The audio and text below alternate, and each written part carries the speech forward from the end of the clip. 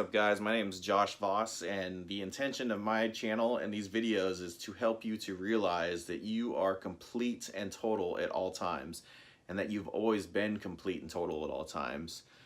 So this first video I want to talk about is pure spirituality. What is pure spirituality?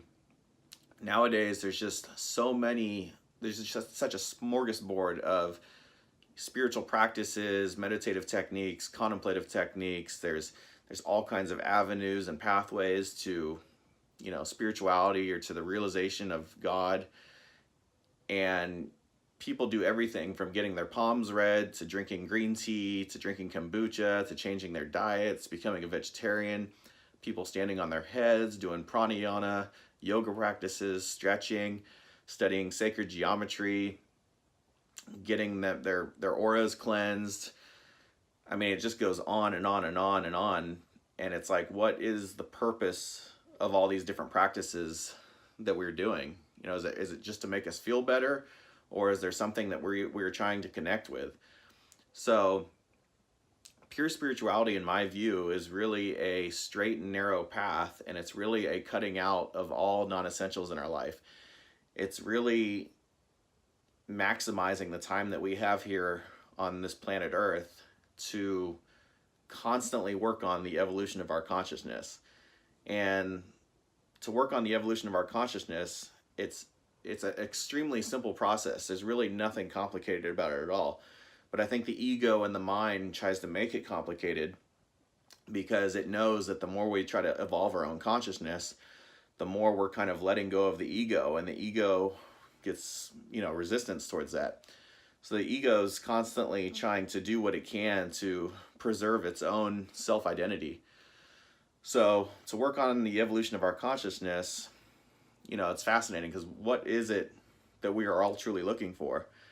And what we're all truly looking for is ourself with a capital S. That's the intention behind every single spiritual practice or spiritual technique, is to rediscover that infinite happiness that exists within ourself.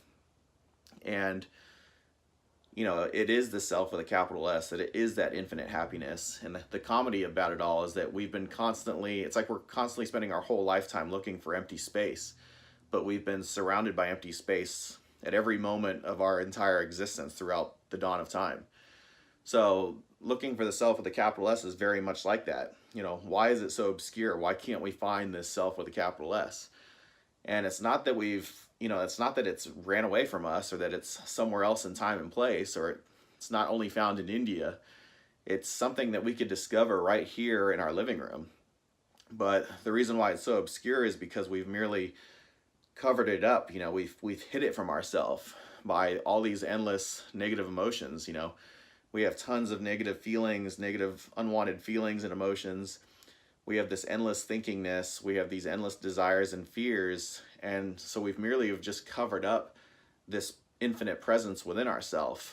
So all spirituality really boils down to the letting go of these negative feelings, of this endless thinkingness, how to silence the mind, and then how to let go of desires and fears. And the more we peel back the layers of the onion, we realize that the self with a capital S has always existed, and it's always been right here present within us. And we never had to go anywhere to find it. It was just merely laying back and allowing everything to be, and, surrendering and letting go of all that obscures it, letting go of all of our belief systems, letting go of all of our opinions, letting go of all of our positionalities about life. Kind of walking through and getting back to a place in life of radical humility, of saying, I myself do not know. But as we surrender and fall back into this place of humility, we realize that the self was here all along.